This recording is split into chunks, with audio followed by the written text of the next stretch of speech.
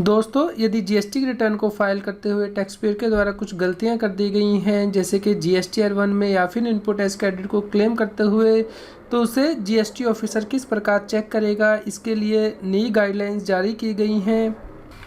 दोस्तों, GST department के द्वारा नया सर्कुलर जारी किया गया है। आप इसे डाउनलोड कर पाएंगे। इसका लिंक इस न्यूज़ की वीडियो डिस्क्रिप्शन में दे दिया जाएगा। तो फ्रेंड्स, इस सर्कुलर के द्वारा बताया गया है कि टैक्स पेयर के द्वारा जीएसटी रिटर्न को फाइल करते हुए बहुत सी गलतियां की गई हैं इनिशियल पीरियड में, यानी कि फाइनेंशियल ईयर 17-18 और 18-19 में। इसलिए ये बोनाफाइडा एरर्स थी जो कि टैक्स पेयर के द्वारा कमिट की गई हैं, क्योंकि उस वक्त जो जीएसटी है वो नया आया था, न्यूली इम्प्लीमेंट किया गया था।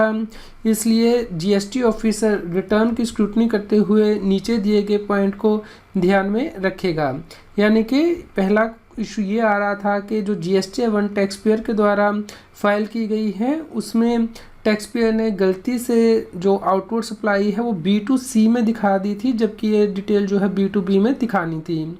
तो टैक्स पेयर ने बाद में इसे करेक्ट भी कर दिया था, यानी कि B2B की ट्रांजैक्शन में से दिखा दिया था, लेकिन उसने B2C की जो डिटेल थी वो रिड्यूस नहीं की थी, जिसकी वजह से कि जीएसटीआर 1 में जो है वो ज़्यादा लाइबिलिटी आ रही है, जबकि जीएसटीआर 3B में कम आ रही है। तो इसे किस प्रकार रेक्टिफाई किया जाएगा, इसके लिए गाइडलाइन जारी की गई है कि जीएसटी ऑफिसर जो है ट्रांजैक्शन वाइज डिटेल मांगेगा आउटवर्ड सप्लाई की टैक्स पेयर से,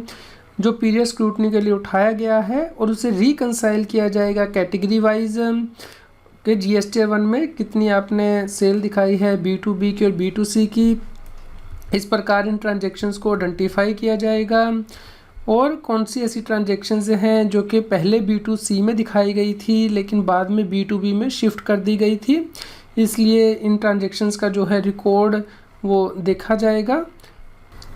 इसके अलावा ये भी इशू रेज किया गया था कि बहुत से टैक्स पेयर ने जो है टाइपोग्राफिकल एरर कर दी है जीएसटी 1 में आउटवर्ड सप्लाई दिखाते हुए टेबल नंबर 4, 5, 6, 7 और 11 में, जिसकी वजह से कि उनकी एक्सेस जो है लाइबिलिटी आ रही है जीएसटीआर 1 में, जबकि जीएसटीआर 3B में उन्होंने कम टैक्स जो है वो पे किया है। तो इस इशू को किस प्रकार डील किया जाएगा, इसके लिए यहाँ पे एडवाइस दी गई है कि इस केस में भी GST officer transaction wise detail मांगेगा आउटवर्ड सप्लाई की, जो टैक्स पीरियड वो स्क्रूटनाइज कर रहा है उसे रिकंसाइल किया जाएगा जीएसटीआर 1 से, और जो डिफरेंसेस हैं B2B में, B2C में, एक्सपोर्ट, एडजस्टमेंट और एडवांसेस, उन्हें देखा जाएगा।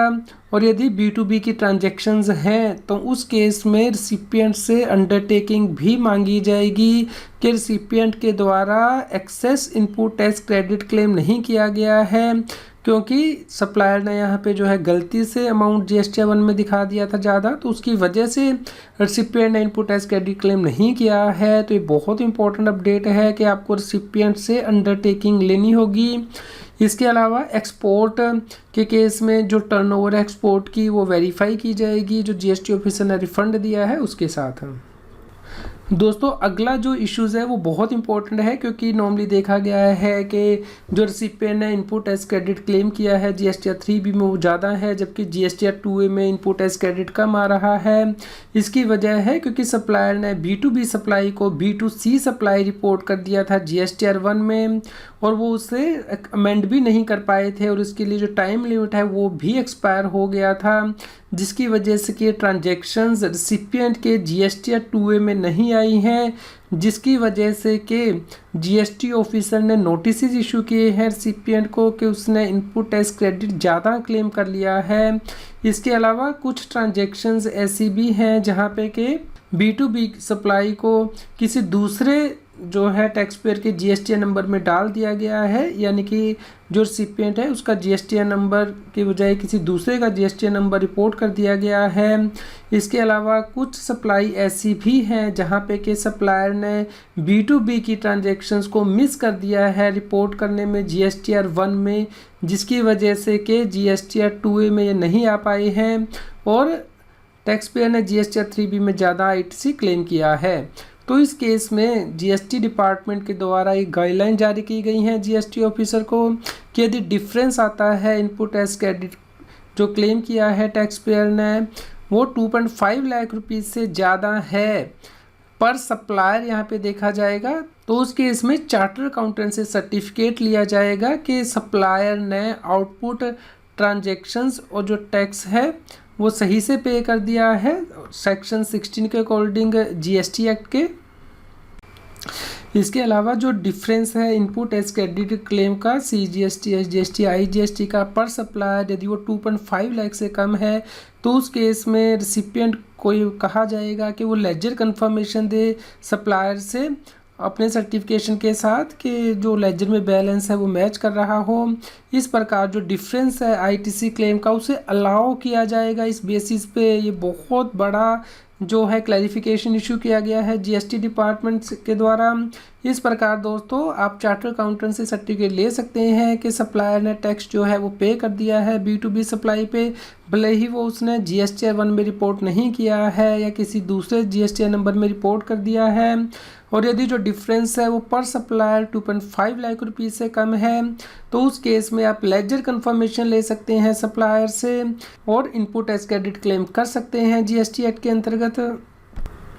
इसी प्रकार यदि सप्लायर के द्वारा B2B ट्रांजैक्शन जो कि टैक्सेबल होती हैं फॉरवर्ड चार्ज बेसिस पे वो टेबल 4A में दिखानी होती हैं, लेकिन यदि उसने गलती से टेबल 4B में दिखा दी है GSTR 1 के, जिसकी वजह से कि इनपुट एज क्रेडिट जो रिसिपिएंट का है वो मैच नहीं कर रहा है सेक्शन 16 के अंतर्गत, तो उस केस में भी दोस्तों यही कंडीशन अप्लाई होगी। यानी कि यदि 2.5 लाख रुपये से ज़्यादा का डिफरेंस है ITC क्लेम का पर सप्लायर तो चार्टर अकाउंटेंट से आप सर्टिफिकेट ले सकते हैं, और यदि 2.5 लाख रुपये से कम है तो उस केस में आप लेजर कन्फर्मेशन ले सकते हैं सप्लायर से और ये ITC जो है वो क्लेम कर सकते हैं। दोस्तों फाइनेंशियल ईयर 17-18 के लिए गवर्नमेंट ने ITC को क्लेम करने की डेट को एक्सटेंड किया था, यानी कि सितंबर 2018 के बाद भी आप फाइनेंशियल ईयर 2017-18 का ITC ले सकते थे मार्च 2019 तक यदि सप्लायर जो है वो GST 1 फाइल कर देता है। तो उस केस में कहा जा रहा था कि रिसिपिएंट के द्वारा कि ये कंडीशन तभी एप्लीकेबल होगी यदि रिसिपिएंट के द्वारा GSTR 3 भी फाइल की जाती है ड्यू डेट के बाद, यानी कि सितंबर 2018 के बाद लेकिन मार्च 2019 से पहले। तो इस केस में क्लैरिफिकेशन इशू किया गया है कि यहाँ पे सप्लायर के द्वारा GSTR 1 फाइल की जानी चाहिए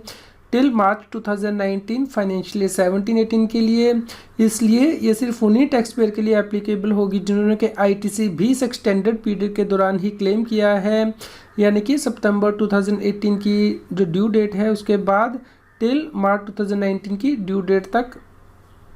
इसके अलावा सप्लायर के द्वारा GSTR 1 में जो B2B की ट्रांजैक्शन है वो गलती से लाइबल फॉर RCM में रिपोर्ट कर दी गई है, यानी कि टेबल 4B में रिपोर्ट कर दी गई हैं, जबकि वो टेबल 4A में रिपोर्ट होनी चाहिए थी। इस डेटा एंट्री की एरर की वजह से रिसिपिएंट के ऊपर लाइबिलिटी बन रही है कि वो उसके ऊपर GST पे करे। इसके लिए क्लैरिफिकेशन इशू की गई है कि दोनों ही तरह की ट्रांजैक्शन जो कि सप्लायर के द्वारा रिपोर्ट की जाती हैं, यानी कि फॉरवर्ड चार्ज या फिर रिवर्स चार्ज, वो ऑटो पॉपुलेट हो जाती हैं रिसिपिएंट के GSTR 2A में। इसलिए प्रॉपर ऑफिसर को टैक्स पेयर से रिप्लाई लेनी है और उसके बाद वो वेरीफाई कर सकता है कि क्या सप्लायर ने इसके ऊपर टैक्स पे कर दिया है, यानी कि जो ट्रांजैक्शन उसने गलती से रिपोर्ट की थी सप्लायर ने GSTR 1 के टेबल 4B में, उसके ऊपर यदि सप्लायर ने टैक्स पे कर दिया है तो रिसिपिएंट को टैक्स पे करने की आवश्यकता नहीं होगी।